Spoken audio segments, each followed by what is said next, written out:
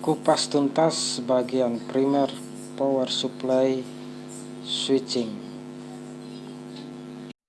I never made it, but I know what it takes. I'm motivated by a mix of emotion. Got my statement, and I'm reading it slow so I can understand it fully. Appreciate my standing go. Masih dengan Mantek Serai di sini. Salam jumpa Bapak, Mama, Kakak, adik, teman, sahabat, saudara semuanya, Papa Lele dan Mama Lele yang ada di pasar-pasar. Semoga kita selalu diberi kesehatan agar bisa tetap berkarya dan menjadi berkat bagi sesama. Oke, langsung saja kita akan membahas bagian primer dari power supply switching ini. Ini saya ambil contoh dari power supply TV LED 32 inch LG dengan tipe 32LN500. Saya akan membahas terlebih dahulu bagian rangkaian sebelum dioda kiprok ini. Oke. Komponen inti yang akan saya bahas itu adalah induktor yang ini. Induktornya, mengapa penting induktor di sini? Karena induktor ini fungsinya memboost up tegangan. Jadi teorinya arus yang masuk melalui lilitan ini itu muatan-muatannya akan dipercepat, akan mengalami percepatan sehingga tegangannya terboost up atau terjadi lonjakan tegangan setelah induktor ini. Itu sebabnya kita memasang sebuah kapasitor yang ini. Nanti saya akan jelaskan lagi tentang kapasitor, mengapa ada kapasitor sebelum dan sesudah induktor ini. Pertama, kita mulai dari arus masuk dari soket AC PLN ini masuk, kemudian melalui sekring. Kita tahu ya, sekringnya itu untuk proteksi tegangan arus lebih ataupun arus yang berlebih karena terjadi kerusakan pada rangkaian. Kemudian arus itu, tegangan dari plane itu dimasukkan ke kapasitor ini, tantalum, kapasitor tantalum namanya. Kemudian masuk ke kapasitor yang ini, penyaring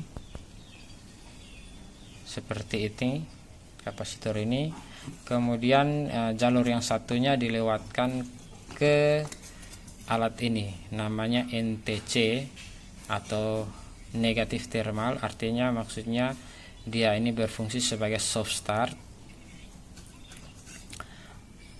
Kemudian dari sini dua jalur itu dimasukkan ke induktor. Kemudian setelah induktor ada kapasitor dan berakhir di dioda kiprok ini. Kita sudah mengenal komponen-komponennya, sekarang fungsinya. Fungsi, saya langsung kepada kapasitor yang ini.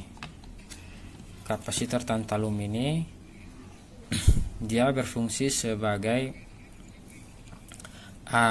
peredam arus kejutan masuk pertama, dan juga kapasitor yang ini. Kalau kapasitor yang ini fungsinya ada dua, dia penahan kejutan dan menampung arus balik setelah colokan listrik dicabut. Mengapa? Karena di sini ada induktor. Jadi memang karakter alamiahnya induktor itu seperti itu. Dia akan memboost up tegangan. Setelah tegangan itu, arus itu terputus, akan ada tegangan baliknya.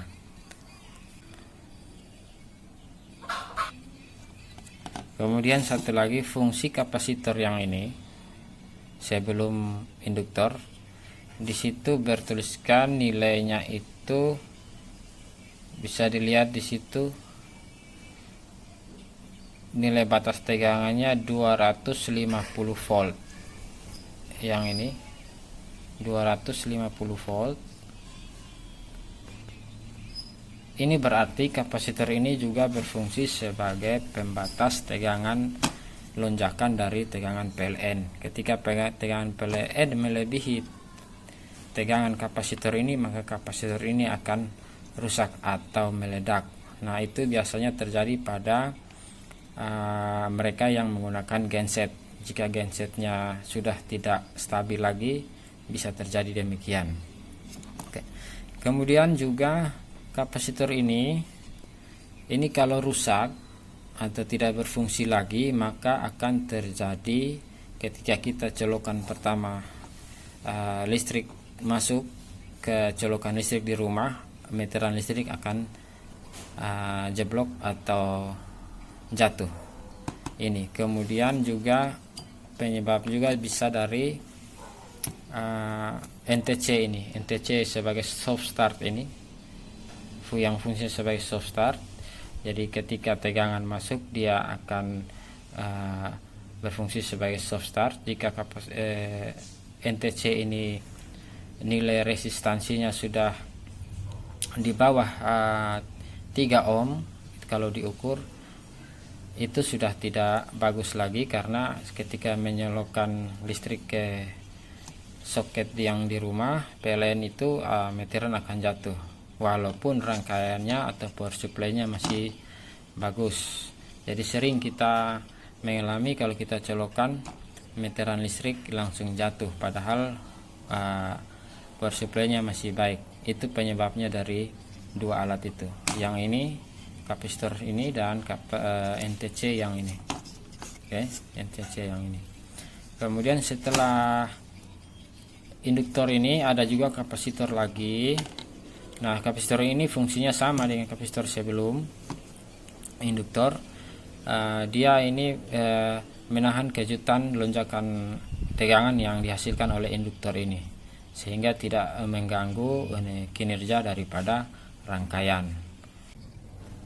Nah, untuk lebih memudahkan memahaminya, sederhananya saya gambarkan saja. Kalau dirasa masih terlalu sulit dipahami, ibaratnya ini sebuah AC line atau inputan AC masuk, kita lewatkan pada induktor, dua-duanya ya, kiri dan kanan, atau netral dan apinya.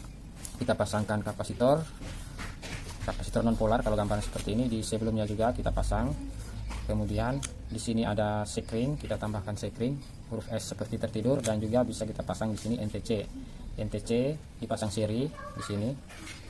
NTC ini gambar kasarnya saja, yang berfungsi sebagai soft start.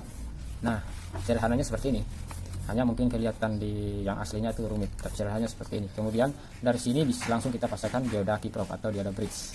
Gambarnya itu kalau di buku-buku teknik elektronika seperti ini gambarnya. Anak panah semuanya mengarah ke sana. Nah, seperti ini. Ini anak panah semuanya mengarah ke sebelah kanan saya.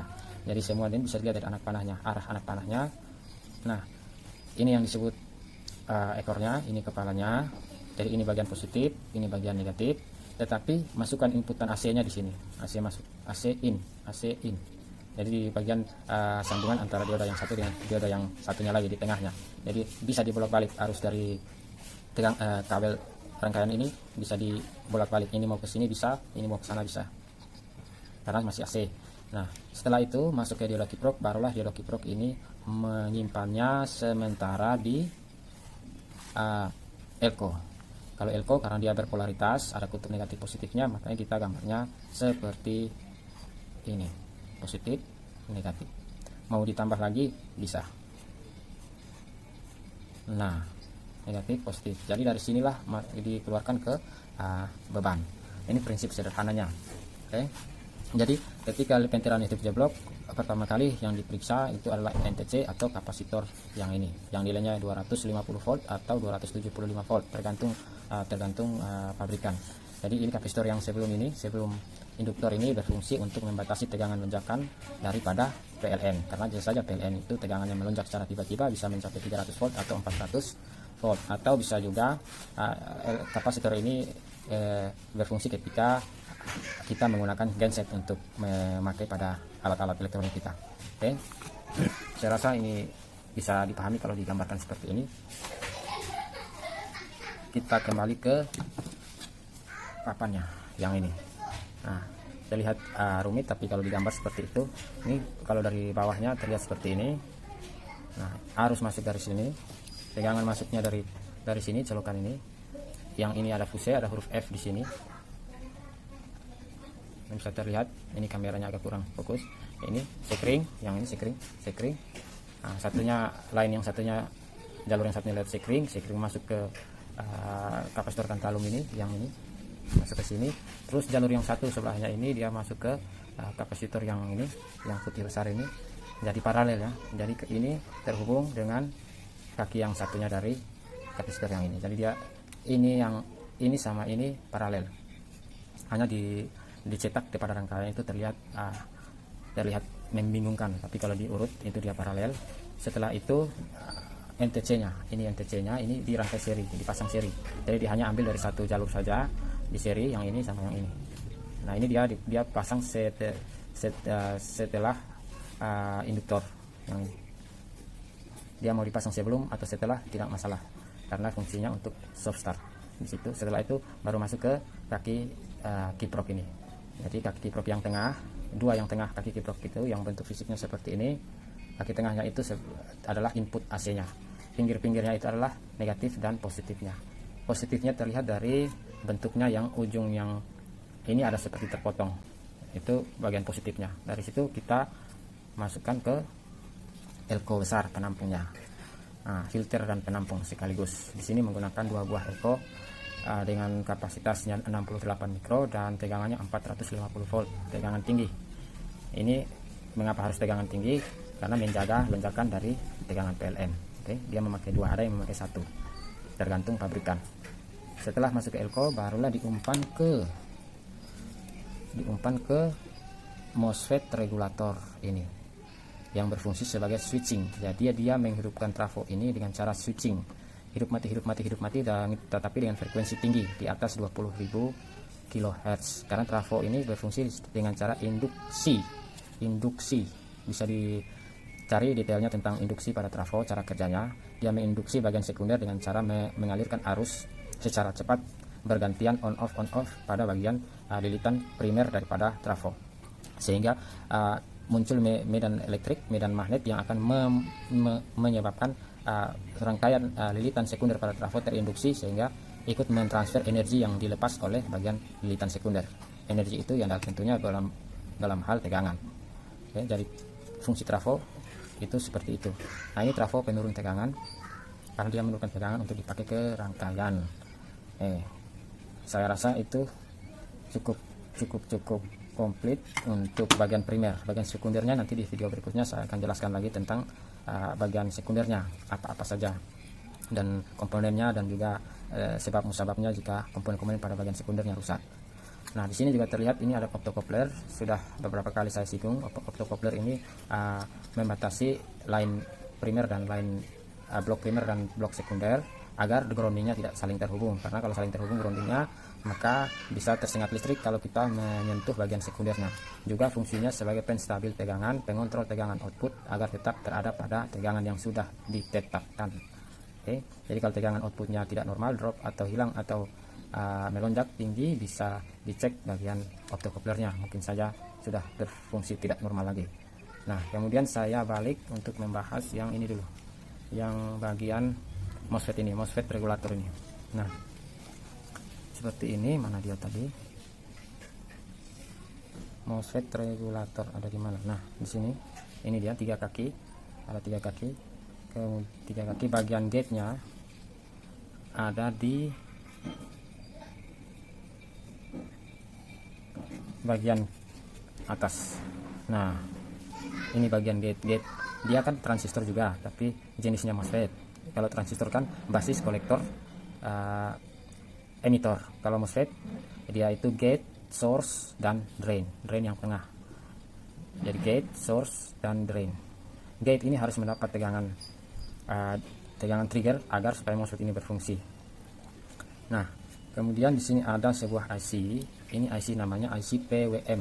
Nah biasanya kalau kaki gate ini tidak mendapat tegangan, maka yang perlu diganti adalah IC ini, IC PWM namanya. Dia yang berfungsi memberikan tegangan gate ke kaki gate daripada MOSFET regulator ini. Nah MOSFET ini juga sudah saya pernah bahas bahwa kalau MOSFET ini korslet bisa menyebabkan listrik jeblok atau listrik meter, listrik jatuh.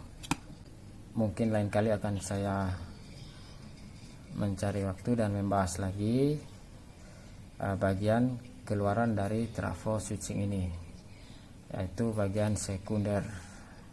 Seperti ini bagiannya. Masing-masing power supply sesuai merek produk pabriknya itu berbeda-beda, tetapi intinya sama saja, sistem kerjanya sama saja. Yang perlu kita pahami adalah komponennya, fungsinya, dan apa yang akan terjadi jika komponen-komponen tersebut rusak. Oke, sekian dulu dan terima kasih telah menonton. Jangan lupa tombol subscribe-nya di tendes. Oke, sampai jumpa lagi. Salam mantek serai.